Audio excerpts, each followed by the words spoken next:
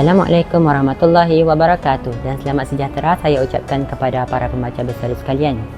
Pada bulan Ramadan yang mulia ini, saya Jazlima Hadir bin Yati Maris ingin membentangkan sebuah resensi buku yang bertajuk Ayuha Al-Walad ataupun dalam bahasa Melayunya Wahai Anak, karya tokoh ilmuwan Islam yang masyhur iaitu Imam Abu Hamid Al-Ghazali atau lebih dikenali sebagai Imam Al-Ghazali. Risalah ringkas ini menawarkan peluang untuk menelusuri nasihat-nasihat langsung daripada Imam Al-Ghazali sendiri. Buku ini diterjemahkan dari karya asalnya dari bahasa Arab ke bahasa Melayu oleh Muhammad Yusrul Hudaimi.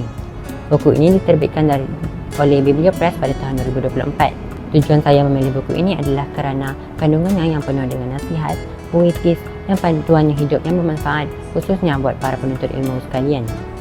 Risalah ini masih lagi relevan untuk dibaca walaupun telah sekian lama ditulis. Buku yang tidak terlalu tebal ini merupakan sepucuk surat yang ditulis oleh salah seorang murid Al-Ghazali kerana kegusaran murid tersebut dalam memahami satu nasihat yang diberinya. Isi kandungan buku ini menceritakan tentang penegasan keikhlasan dalam menuntut ilmu. Hal ini ditegaskan lagi dengan kata-kata Al-Ghazali sendiri iaitu ilmu tanpa amal tidak memberi manfaat, malah membawa kerugian dan berat sebelah. Kita beralih pula ke isi kandungannya dengan lebih mendalam. Ayuha Al-Walad merupakan jawapan yang disematkan dengan sedikit sentuhan peribadi Imam Al-Ghazali kepada muridnya yang memohon bimbingan. Antara nasihat-nasihat yang diperkatakan dalam buku ini ialah kepentingan solat malam, hubungan ilmu dan amal, kata-kata Luqman Al-Hakim kepada putranya, makna ketaatan dan ibadah serta pelbagai lagi. Dari sudut pengajaran pula, pengajaran utama yang saya perolehi daripada buku ini ialah kepentingan keikhlasan dalam menuntut ilmu. Selain itu, kita perlulah sentiasa menjaga akhlak dan adab sepanjang hayat kita. Al-Ghazali juga telah mengingatkan supaya kita tidak terlalu terpedaya dengan sifat mazmumah di zaman kini seperti sifat riak, takabur, sombong dan tidak terlalu menggilai dunia. Perkara ini telah membuatkan saya sedar bahawa kejayaan bukan sahaja melalui kebijaksanaan dan kepandaian, malah sosial juga mempengaruhi kejayaan saya sehingga ke Menara Gading.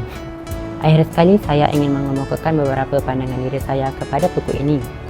Secara peribadinya, kekuatan utama karya ini adalah terletak pada gaya bahasa dan cara penyampaiannya yang mudah, ringkas dan jelas.